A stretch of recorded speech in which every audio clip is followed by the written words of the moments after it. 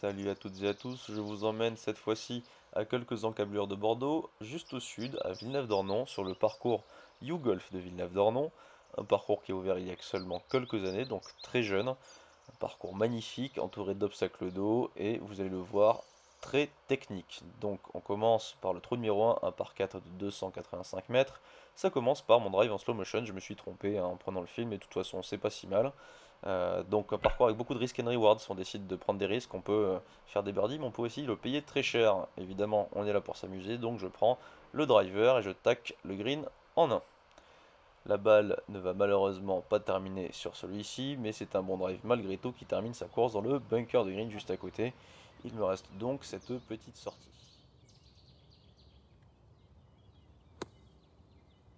Une sortie un petit peu grasse, vous imaginez bien que commencer le matin à 8 heures par une topette dans les arbres derrière, ça n'était pas forcément une bonne chose, j'ai donc un petit peu assuré le coup, il me reste ce petit putt pour birdie.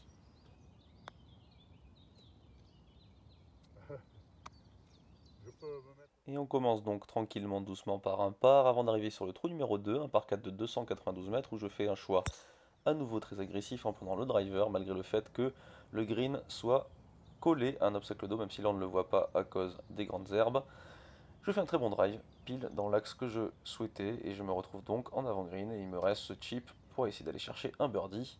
Malheureusement pour moi, le green est beaucoup plus humide que ce à quoi je m'attendais, et mon chip va finir très court. J'ai malgré tout ce putt pour birdie.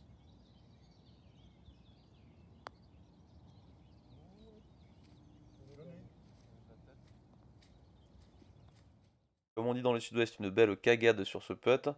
Avant d'arriver au trou numéro 3, un par 4 de 324 mètres, extrêmement étroit, où je fais le choix de prendre un fer au départ, puisque taper un drive aurait été inutile du fait que je ne pouvais pas de toute manière attaquer le green en 1. Je tape un bon coup de fer 3, donc il me reste à peu près 131 mètres au drapeau. Je tape alors un fer 9, pile dans l'axe du drapeau, qui va finir sa course un petit peu long. Il me reste encore un putt pour birdie.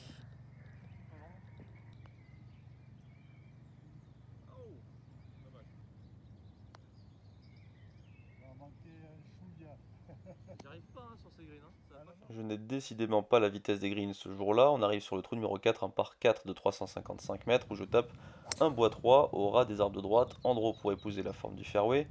Fairway que je trouve et qui me laisse une distance d'à peu près 107 ou 108 mètres pour le drapeau. Je décide alors de taper un gap wedge. La face de club à l'impact est complètement ouverte. C'est un coup horrible pour ainsi dire. Je touche malgré tout le green, mais court à droite. Il me reste donc un long putt pour birdie. Horrible.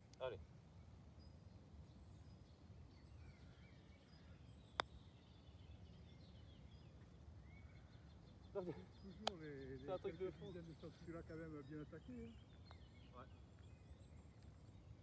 Toujours court et encore départ. On arrive au trou numéro 5, un par 3 de 163 mètres. Pour l'occasion 156 avec la position un petit peu à gauche sur le green. Je n'ai pas de fer 7 donc je vais devoir taper un fer 8 à fond les ballons. Un très bon coup de golf qui va pitcher pas trop loin du drapeau, qui va spinner pour se mettre à peu près 5 mètres du drapeau. J'ai donc encore ce putt pour birdie. Cette fois-ci on va voir si j'arrive à atteindre le trou. Ouais, là tu l'as attaqué. Bien. Oh la vache. Tu méritais de être là. Pour une fois, je ne termine pas court, malgré tout, ça ne fait toujours pas de birdie. J'arrive au trou numéro 6, un long par 5 de 495 mètres avec un départ en aveugle et très étroit. J'attaque quand même avec le driver pour essayer d'aller choper le green en 2. Malheureusement, ma balle va finir à gauche dans le rough. Le rough va arrêter ma balle, ce qui va l'empêcher d'aller dans les arbres en face, tant mieux. Je suis un petit peu enfoncé, j'essaie quand même d'attaquer le green à 215 mètres avec mon fer 3. Je dévisse complètement à droite et ma balle va finir dans un bunker de green avec la pire des sorties de bunker qu'on puisse avoir au golf, c'est-à-dire la sortie de entre 40 et 50 mètres, donc une très longue sortie de bunker, le genre de sortie qu'on peut complètement foirer. Cette fois-ci, ce n'est pas le cas, j'ai fait une très belle sortie, donc je suis très content et j'ai un petit putt pour birdie.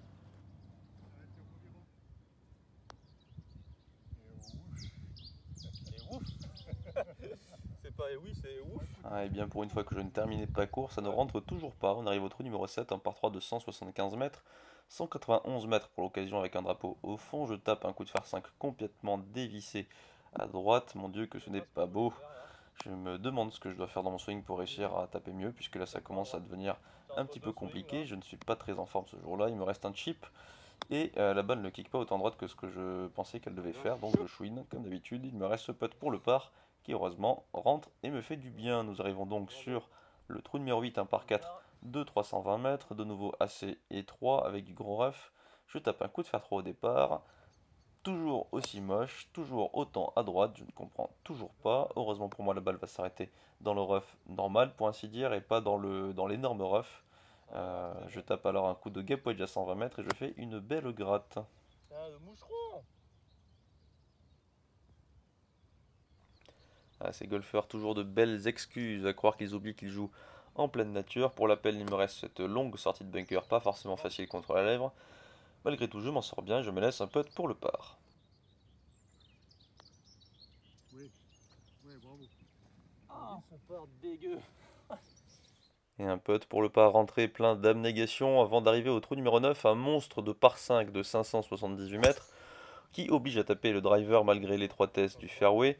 Je tape un bon drive, heureusement pour moi, qui va terminer sa course sur les fairways, condition sine qua non pour pouvoir l'attaquer en régulation. Il me reste malgré tout 300 mètres. Je tape alors un fair 4 par-dessus les arbres pour avoir un petit peu moins de distance pour le green. Malheureusement, ce n'était pas la bonne ligne, mais je ne le savais pas. Je pensais avoir fait un très bon coup, mais celui-ci va terminer dans le rough. Je sais pas. Et quel rough! Ma balle est complètement enfoncée, comme vous pouvez l'observer. Malgré tout, je vais quand même essayer de taper de toutes mes forces mon lob wedge pour essayer d'atteindre le green. Je fais un très bon coup qui prend un petit bout de green. Ma foi, cela me va très bien. Il me reste un putt pour birdie assez long. Allez, Jamais de la vie, quoi. allez, va.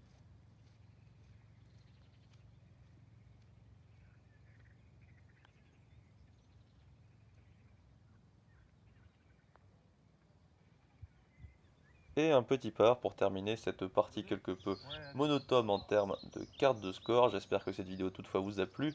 Si c'est le cas, dites-le moi en commentaire. N'hésitez pas à partager cette vidéo et à vous inscrire à ma chaîne YouTube si ce n'est pas déjà fait. Je vous remercie encore et je vous laisse avec ces magnifiques petits signes de Villeneuve-d'Ornon. A bientôt!